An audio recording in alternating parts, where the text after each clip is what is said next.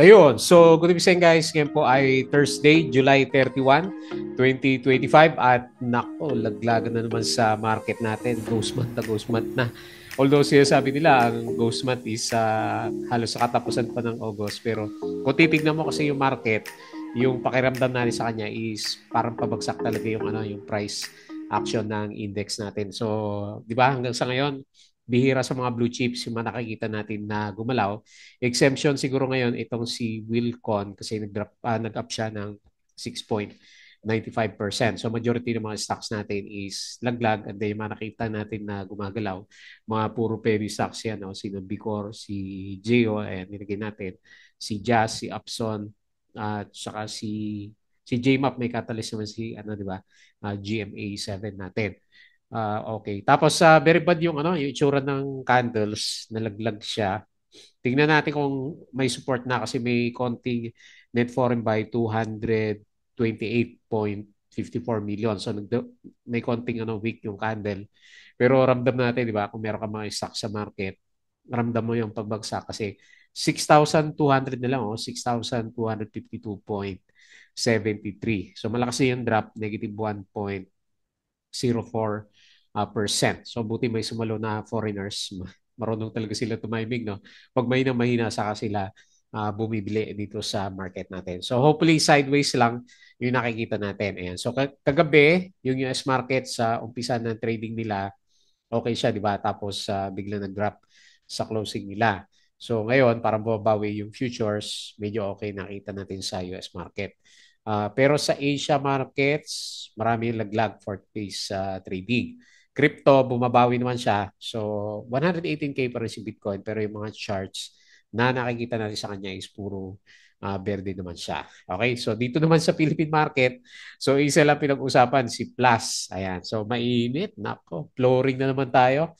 Parang normal na kay kay Plus yung flooring kapag meron siyang bad news, nagpo-flooring talaga kasi nga ang usapan naman talaga is total ban kasi yung mga nababasa natin sa kanya. Although nasabi ko sa inyo yung personal na stance ko kay kay Plus kapag although marami nga na kakabahan ka din talaga eh. Kasi halos lahat ng senator ilan ba? Anim na yata yung senator na na ayaw sa online total ban sa online gambling. Pero pag ang usapan naman si Ralph Recto, di ba? So ang sabi naman niya is tighter controls. Kasi alam niya na source ng income ng government yung mga online gambling. Pero ang sabi naman ng mga senators at the cost of mga tao, di ba? Yung sentiment ng tao naman doon sa mga online gambling. Ayan. Pero namayagpag dito kay Plus, laglagan talaga kasi flooring yung price action natin sa kanya. So nakakatakot sumalo, di ba? So antayin natin yung pangalawang flooring ni Plus. So negative 29.9% kasi mainit nga po yung balita and inumpisan na yung discussions. So make or break si Plus natin nakasalalay sa batas ng government yung pwedeng mangyari sa kanya. Although may mga nabasa nga na tayo na hindi basta may papasara kasi may batas dati para sa mga gambling, di ba? Gambling sa sites natin. Ang sinasabi ni yung mga nababasa ko lang kanina, early discussions nila. So mas gusto nila yung yung mga online rather yung mga physical na casino kagaya ni na Bloom. Ayan. Pero anyway, ito yung pinaka-trending talaga. So tingnan natin kung bukas disclosure ni Plus, meron siyang parang news or rather sa PSE Edge. Pero hindi natin babasahin yan. Pero ito yung nakita ko sa kanya, meron siyang 147.87 million na net foreign buy. Ayan. So bumabalik na yung mga, di ba nakita natin mga nagbibentahan. So magagaling yung mga traders na to ah. So yung mga foreigners no kasi timing yung pagbebenta at saka pag-buy nila. So tingnan natin kung catalyst yan bukas or flooring na naman kasi pinag-uusapan pa rin. Next, ano ba summary? Hindi ko pa po napanood eh. Pwede nyo i-post dyan sa comment section natin. Next, si Aba. So pangatlong araw na, no? Diretso. So 3.08% yung closing natin sa kanya and meron siyang 1.01 million net foreign buy. So web, laglag din yan. Negative 8.1%. Meron siyang 3.35 million net foreign buy. And then si Top negative 2.92%, at meron siyang 297K net foreign sale. Tapos si Wilcon, ito, Maracada, breakout 6.95% up. Meron siyang 24.02 million net foreign sale. And then si JO, kasi ang dami mga penny stocks yan, nag-up siya ng 8.89% and zero yung net foreign buy. Okay, so kabado yung mga kagaya natin na holders dito kay Plus, ano ba ang future nito? So grabe naman kayo ipapasara yung mga online game kasi 50% ng revenue yata ni DG Plus is online, mga online games. So online gambling. Ayan, so tingnan natin. Okay, so disclaimer guys sa mga bago sa channel, usual viewers, paki-double check na lang po yung ating review is for education purposes lamang po yan. Huwag mong gagamitin ito as a reason para mag-buy, sell, or hold. Meron po kasing risk na involved sa market. Due diligence na lang po ako ng stocks ang gusto mong bilhin. And follow mo na lang po ako dito sa ating Plumby Trader na YouTube channel. Subscribe ka lang para updated ka sa reviews natin, or kung gusto mo, join ka dito sa trading community naman natin. Okay? So yung mga nakasubscribe, maraming salamat po dun sa mga usual viewers sa market, PSE natin, at saka sa mga comments nyo. Ayan, binabasa ko din. Bad news or bad or negative comments. Ayan, so maraming salamat. Company reviews, mga sample trades sa market, double check mo na lang. Tapos yung mga indicators natin, isa lang sinasabi, bear market. Ayan, so check mo na lang po. Fundamentals, yung mga risk management, PSE, stock market studies, mga basic na learnings po. And then sa crypto, follow mo lang po ako dito sa Palabi Trader Crypto to para sa mga hindi na nauulit yung mga play to earn games natin yan. Okay. So sa social media, dito sa Facebook account na Palabi Trader, or dito sa Facebook page. Ayan. Check mo lang po. So, Bodega Peak, yung mga articles natin sa local markets. And then, meron tayong summary dito kay Twitter natin. So, itong post na to, ayan, baka magalit kasi pabagsak yung plus natin is personal opinion lang naman natin yan. Ayan. So, double check mo lang kung hindi mo pa napanood.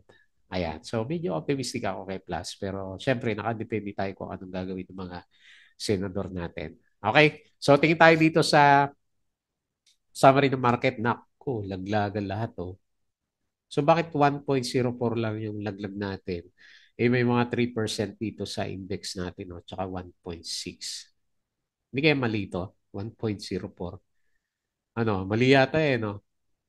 So, all shares negative 1.05. Kasi ang daming laglag, oh. Mining and oil, negative 3%. Si, ito, pati holding firms, oh, mabigat to.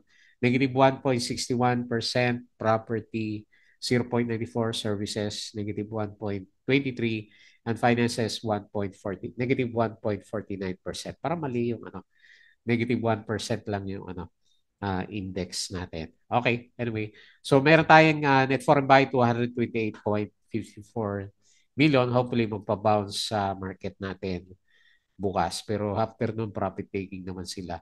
Okay, foreign funds sold, BDO, BPI, Union Bank, PSC, ASN, AP, MER, FB, JAL, BRFM, PPC, AJ Costco, Ali, Eritz, Globe, DFNN dito, Cebu, Pure Gold, Robinsons Retail, APX, and OJP. Foreign funds bought, AUB, China Bank, SCC, SCP, Axilum, CNPF, CIC, ABA, AC, Aboites Equity, MEG, RCR, Tel, Converge, ATI, ICT, MAC, STI, Bloom Plus, Web, 7, at saka si Nickel at saka si PX. Okay. So yung mga balita natin, 216 plus flooring, minus 29.9. So Senator Erwin Tulfo, who will chair the Senate Committee on Games and Amusement, has said he's in favor of total online gaming ban. Ayan. So pag ayaw ng madlang people, ban. Ayan. So yun yung okay, anyway, sila na lang po mag-decide.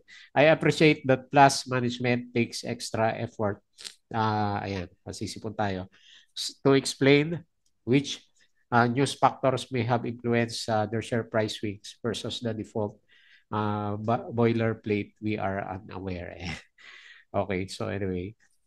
Okay. Tapos ito yung summary ng market. So based dito sa galaw, Pure Gold, Makyat, 2.56%, Emperador, 1.89, China Bank, 1.55, Metrobank, 1.09, PLDT, 0.69%. So ayan, siya nga pala bumagsak ni JT Cap, negative 5.29%. GGS, negative 3.89, lalaki. URC, negative 3.75, Ali, negative 3.1, BDO, negative 2.93, AGI, minus 2.41%. And the rest, marami bagsak sa market. PXP Corporation, records 22.8 million consolidated net loss attributable to equity holders of the parent company in first half. And then, nung alas dos, laglagan na talaga, hindi lang dahil kay Plus, kundi yung buong market. Plus, flooring, RSI 36.64. Kung titignan mo yung chart niya, naglo-lower lower high, lower low si Plus, not a good sign. PSE, nung alas 11, wala pa rin. Laglag pa rin. Share buyback pa rin si Ali. Buti pa to. May taga-push. Meralco, the first half dividend is 11.33 pesos. 10% increase from last year. So alas 12, laglag pa rin. Sino yun ang una? JT Cap at saka si Ali. Robinsons Retail, second quarter profits reflect broad sales recovery. BDO, second quarter earnings flat.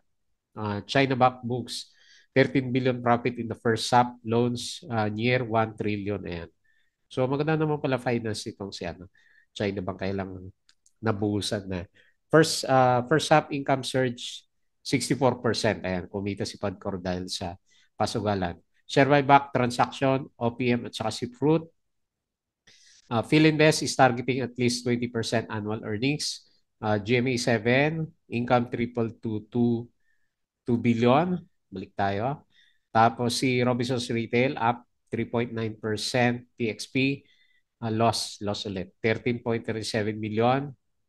Okay, tapos si Rizal Green Energy, wala pa yan sa stocks.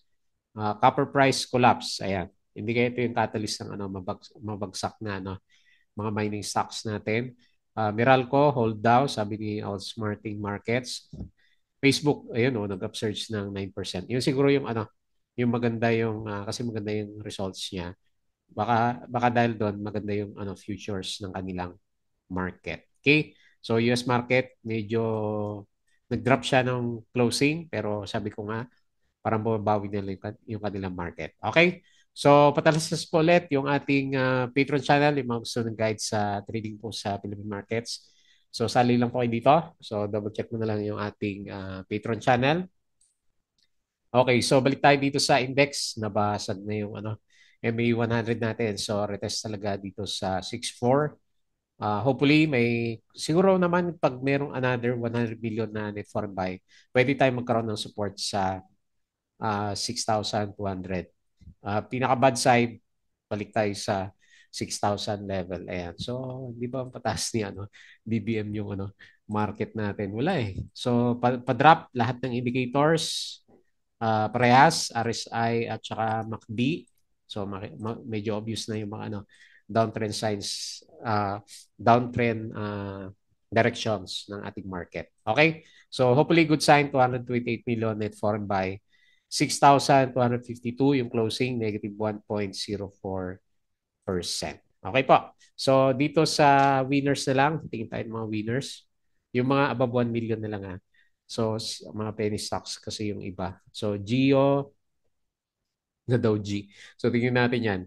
Pwedeng i-push yan kasi walang ibang maganda sa sa market eh. So, kaya lang, daming trap. So, 8.89% yung closing. Wilcon, so nag-upsurge, breakout. O hindi pa naman. O halos breakout na, 6.95%. Ang dami Upson, yung mga small caps na stocks. Uy, nag-breakout si Ganda rin pala yung chart ni Upson, kaya lang overbought na rin. Tapos si ABA, ayan. So ito, dire-diretso. 3.08%, Pure Gold, bumawi. 2.56 up. Emperador, EMI, 1.89%. And si Aboitiz Power, 1.65%. Okay? So RCR na. Wala na yung blue chips natin kay Plus, no? RCR na yung mas malaki yung chance kasi volatile masyado si ano, si Plus. So medyo ako din no, nakita ko yung galaw niya kanina, sabi ko mukhang malabo maging blue chip si ano, si Plus natin. Lalo na medyo mainit pa sa Senate, di ba? Okay, so yun yung mga winners and then sa mga losers. So na yung losers natin. So plus flooring. Nako, flooring na naman bukas na ito. Mukhang magre-revisit na naman tayo sa 15 ah. So hanggat pinag-usapan yun, medyo syempre total ban yun nasa isip ng ano eh, mga traders. So negative 29.9 si sino pa yung may volume Web. So minus nauntog na. Minus 8.1% si IMI. Nangyari dito. Pabagsak na. Negative 7.94. APX minus 6.69. Tapos si Lepanto. Hindi na rin natuloy ito. No? Wala na rin. No? So negative 4.31% and GGS minus 3.89%. So entering their territory na naman yung ano, si PSE market natin. Okay, so ilang kaya ulit yung mga swings na ganito kalalaki. Dito tayo maganda mag-trade eh. Pero ito, sideways. So, pwede kang matrap sa mga galawan ng mga stocks. Okay. Anyway, so tingin tayo dito sa world indices. Okay, so maganda ang lakas ng future. So, dahil kay Facebook siguro to. S&P 0.99 positive, Dow Futures 0.33, Nasdaq 1.34%. So, may laman pa rin yung ano, S&P kahit na pa-overbought na sila. Okay, so anyway, magandang yung galaw, pero European stocks at saka Asian stocks, laglagan din po. Ayan. So, laglag yung mga ano, galaw natin. So, bandang crypto, malakas. Verde yung nakikita natin. Bitcoin, 118.3. Ethereum, 3.83. XRP, rather 1,000, no? 3.8K. XRP, 3.15. BNB, 800. 1. Sol, 180. So, the rest, okay. Oh, verde lahat ng, ano, ng kanilang mga charts. Okay. So, tayo lang sa PSE market yung talaga na pag-iwanan. Okay. So, quick review tayo dito sa mga trending stocks. Okay, so tuloy natin dito sa mga mainit na stocks natin. Unahin natin si Plus. Naku, ano kayong mangyari dito sa alaga natin stocks. So mainit at hindi siguro kaya ng ano to, ng technical analysis kasi sentimental yung ano niya eh, yung usapan sa kanya. So ilalagay ko na lang dito sa 19 ulit, ito yung pinakamalakas na support natin last time. So unless kasi magbago yung tema doon sa online ban papunta sa ano sa restrictions lang, mga medyo controls na ilalagay. So hindi matatanggal yung pagka-bearish natin dito kay Plus natin. So although hindi siya nabanggit nung SONA, no. So nung pag-usapan na yung ano sa Senate hearing ba yun o sa Congress hearing o Senate na no kasi mga senador yung nagano. So bigla nag-drop yung market natin sa kanya. So nung umaga mga 16%, umaga pa lang drop na to eh. So nakikita natin yung galaw niya. So and then dire-diretso na siya after ng lunch break natin. Ayan. So flooring na yan, negative 29.9. So nag-close tayo 25.2. Pero sino kaya sumasalo? Siya din ba si Plus? 149.87 million yung ano niya, pinaka net foreign buy. So nauntog sa RSI malapit sa RSI 50 and ayan pupunta ulit tayo dito sa very side ng market. Ayan. So mukhang ano na lang talaga. Kung ano yung mapag-usapan doon sa Senate, yun yung papabago ng direction kay last natin. Pero hanggang sa ngayon, so very very risky kasi anytime na mayroong ban na ano eh, botohan eh, is nagde-drop talaga yung ano, stock natin. Okay? So very bad yung current positions natin dito kay Plus. So make sure manage na lang po natin yung ano risk and yung capital mo baka bili ka ng bili eh pabagsak na pabagsak yung ano stocks po natin. Okay? So wait and see tayo kung ano mangyari dito kay Plus for the coming few days. Next, ABA. Wala akong makitang catalyst kay ABA maliban sa nakalusot siya dito sa MA20. May konting untog yung ano. So nag-resist siya ng konti dito no. Pero ilalagay ko lang dito sa ano 0.73. Ayan. So eto meron siyang support dito last time. So baka diyan pa yung resistance niya. Although kanina parang nag-ano na siya eh. Ayun, medyo nag-profit taking na siya kasi from the last 3-4 days na trading mula dito sa breakout is naka 20% na rin si si ABA natin. Okay, so good pa rin. MA20 yung pinaka-support natin. Hopefully mag-stay siya diyan. And i-touch muna yung 0.73 bago siya magkaroon ng pullback. Kasi malakas pa rin naman yung yung volume niya. Ayan. So nag-bullish na yung RSI and nag-bullish na rin yung itsura ng MACD formation natin. Ayan. So tingnan natin, malam mo ito yung mabuhay, no? Nawala tapos biglang nabuhay si plus natin. So nag-close 0. Or rather 0.67 3% and 1 million net foreign buy. Next, web. So nakasalalay din kay web. Saglit, ano nangyari kay DFMN? Na-curious lang ako. Kasi pumitik to eh. Nag-Dow G. Okay. So, syempre, nakasalalay din sa yan. Online gaming, online casino, mga gambling, yung kanyang estado. Ayan. So, nako, nag-Dow G, no? Akala ko ito yung tamang breakout niya kahapon. So anyway, sumabay na rin talaga sa bad news. Ito at least may technical pa si no? Si Web, makikita mo kung bukas mag-stay siya ng MA20, pwede siya lumaban. Pero kung hindi, sasabay siya sa ginagawang pullback ni Plus. Ayan, so bullish pa rin naman lahat ng indicators. RSI, MACD is lumalaban yung kanyang action. Okay? So nag-close tayo, 3.29. Mukhang retest muna ang support for the coming few days. Negative 8.1%, meron tayong 3.35 million net foreign buy. Okay? Next, top. Ano nangyari kay top natin? Nag-green nung umaga eh. Pero nung closing, ayun na. So, medyo mahina na yata si top. Pasundot-sundot na lang yata yung upward move niya. Ayan, so another bearish candle. Nag-engulf siya dun sa maliit na candle natin. So, malaki yung chance na yata na mag-retest tayo dito sa 1.5. So, ilalagay ko lang sa sideways. Ayan. Sideways yan. Siya kasi lumalaban pa rin naman dito sa bandang taas. So, nag-close siya 1.66. Yung RSI niya medyo may bad sign.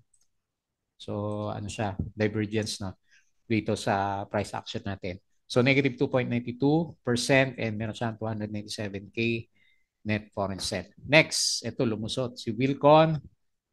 Ayan, congrats doon sa mga nagstay. Mukhang may breakout to bukas Maganda rin yung volume niya ngayon, no? So, 100 million na yan. So, gusto niya mag-breakout, lagay ko na lang dito sa slightly above. Yan. So parang mas malaki yung probability na yung breakout bukas. Tignan natin kung matuloy yan. So ito yung pinaka-channel niya. And bullish. Ayan bullish yung yung RSI trend. Na sustain niya yung galaw niya. So malaki yung chance na breakout sa 10.4.